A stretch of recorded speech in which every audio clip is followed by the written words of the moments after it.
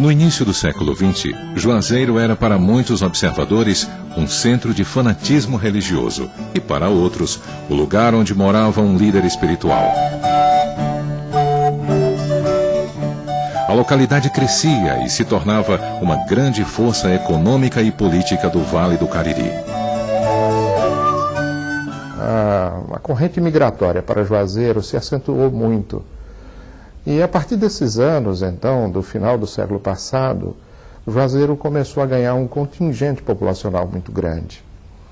Esse é o primeiro sinal da explosão de vida, tanto pelo lado do aglomerado urbano, como das atividades inicialmente ligadas à agricultura e ao artesanato e aos pequenos negócios de comércio, fomentaram no desenvolvimento de Juazeiro do Norte. Muita gente do Nordeste fez a sua opção de ir residir no Juazeiro. Cresce no Juazeiro uma atmosfera de Meca, um espaço de prática religiosa popular, onde, em muitos casos, aflorou o fanatismo religioso.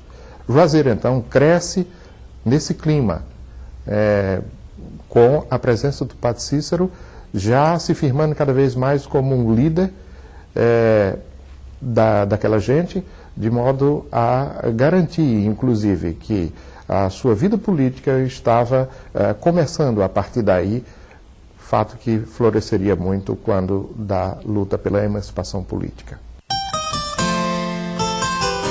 Os romeiros que alimentavam crenças sobre o poder de Padre Cícero dirigiam-se a Juazeiro, que se transformou em um lugar sagrado. Padre Cícero não ficava passivo diante dos pedidos daquele povo sofrido. Além de responder a inúmeras cartas, costumava atender muitas pessoas em sua própria residência. Nessa época, ele já era chamado de Padim Cisso, ou seu padre, e todos se consideravam seus afilhados. O padrinho é aquele que protege. Padrinho é uma espécie de um pequeno pai.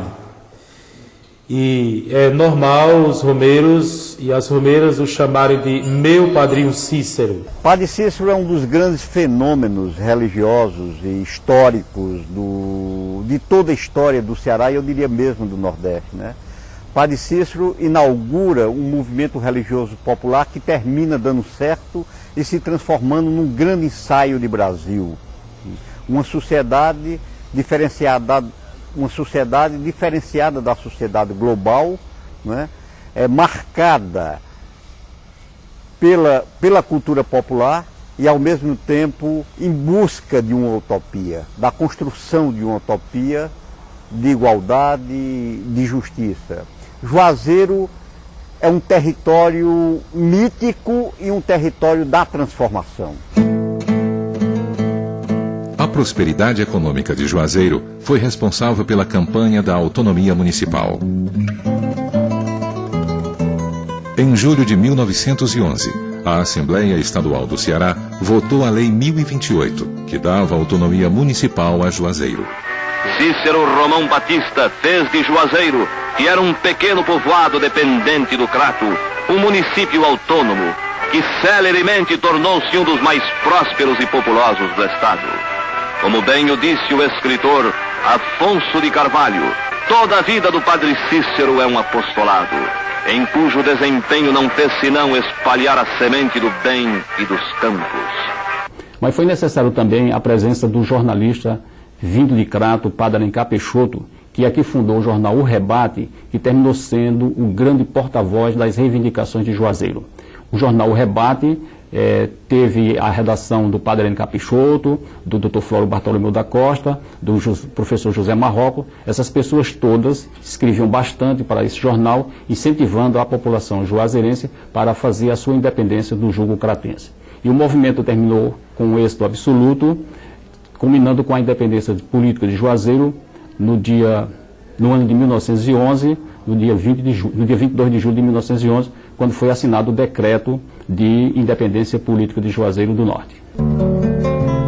Pouco tempo depois, Padre Cícero assumiria a prefeitura do município. O movimento de independência política de Juazeiro terminou despertando o interesse de muitas pessoas em ocupar o cargo de primeiro prefeito de Juazeiro. O próprio João Bezerra tinha interesse, o padre Alencar Peixoto desde o começo demonstrou esse interesse e o padre Cícero percebeu que estava difícil conciliar essas duas forças antagônicas, um filho da terra, no caso o major João Bezerra, e um adventício, no caso o padre Alencar Peixoto.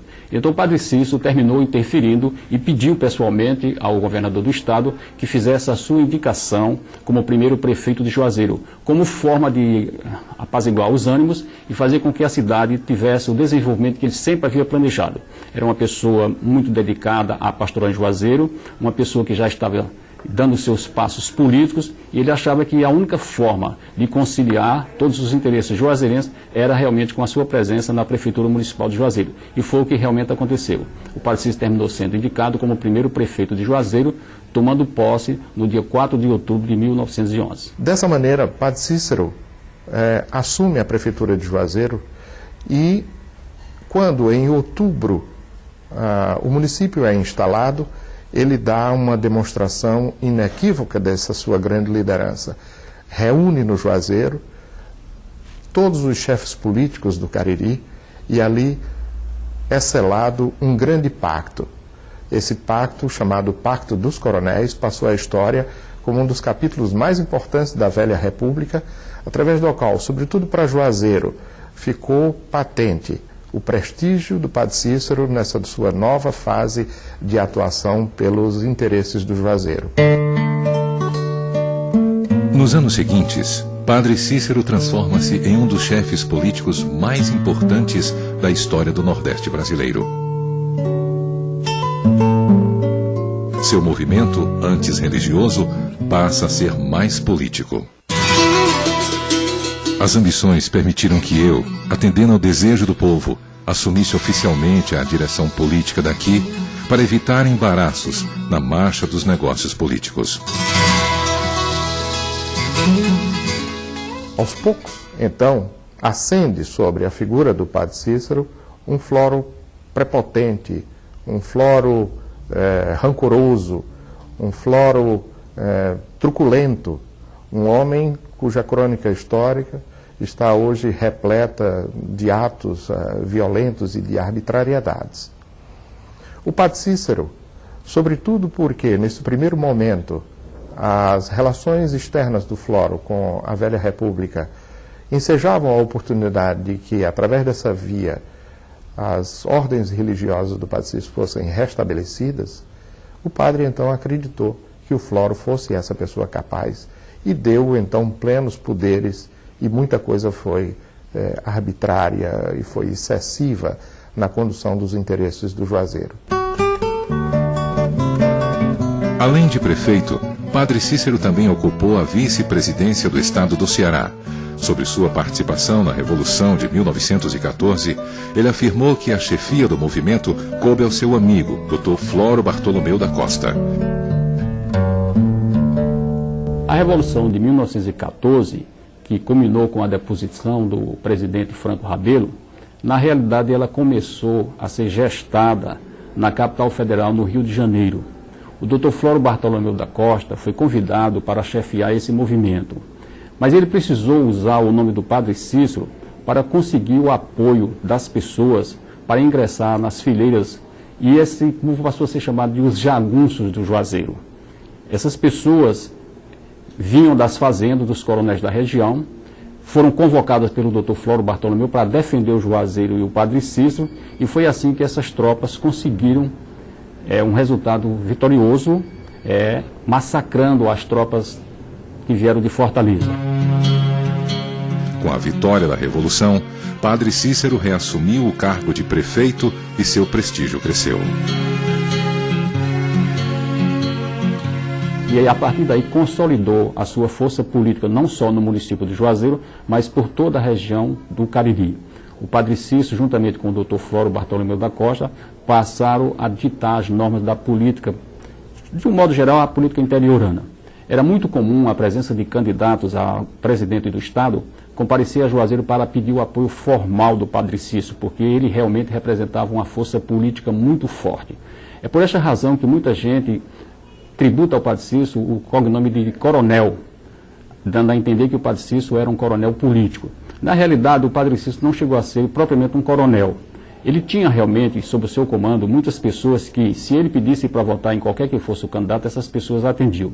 Mas o Padre Cícero nunca usou esse poder de força coercitiva. Ele sempre foi uma pessoa de apaziguar os ânimos e ele sempre teve as suas preferências políticas. É bem verdade, porque ele era realmente um político. Mas nós não podemos caracterizar o Padre Cícero como sendo propriamente um coronel, porque ele não tinha o perfil dos coronéis da região. Padre Cícero tornou-se uma figura política nacionalmente conhecida e no Juazeiro era o eterno prefeito. O Padre Cícero consolidou seu apoio político na região do Cariri e aí nós temos uma nova página política na história política de Juazeiro.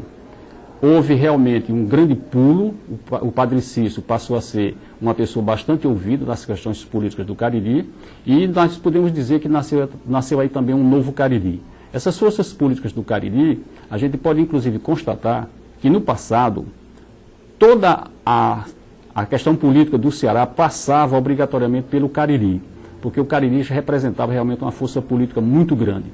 Isso perdurou durante muitas décadas. Em 1926, Padre Cícero encontrou-se com Lampião. Nessa data, Floro estava no Rio de Janeiro e não pôde receber Lampião. Coube ao Padre Cícero. E aí há histórias desencontradas. Há uma grande ficção a respeito em que fala que o Padre Cícero teria recebido Lampião na sua própria casa. Há outros que apenas relatam que o Padre Cícero foi ao encontro de Lampião nos arredores da cidade. O fato é que passou a história o fato estranhíssimo de que, na sua presença em Juazeiro, Lampião recebe armas, munição, vestimentas para ser integrado a esse batalhão. Ao mesmo tempo em que foi concedido a Lampião uma patente em nome do Exército Nacional, a patente de capitão. Essa patente, segundo consta num livro muito conhecido, Leonardo Mota, né, do tempo de Lampião, inclusive com o texto específico da concessão, terminou sendo assinado por um funcionário do Ministério da Agricultura, um delegado que havia na época, Pedro Uchoa de Albuquerque, por ser a autoridade mais expressiva da República até então existente em Juazeiro. Lampião, pode-se dizer, não esteve no Juazeiro essa única vez. Vários dos seus familiares moravam no Juazeiro, irmãos, sobretudo. E é provável que, de fato, ele tenha visitado. No entanto, não há comprovações, não há, senão aquelas duas fotografias clássicas em que ele está junto a numerosos membros da sua família, como também aquela foto oficial que representa ainda hoje para toda a historiografia o momento em que ele teria recebido esse título de capitão do Exército. É a foto clássica que está estampada em muitos livros, que foi batida por Lauro Cabral. Padre Cícero, durante toda a sua vida, recebeu muitas doações. Terrenos, casas, patrimônio que ele doou, uma boa parte para a Fundação Educacional Salesiana. Em troca, os padres teriam que construir um colégio para jovens da região do Cariri.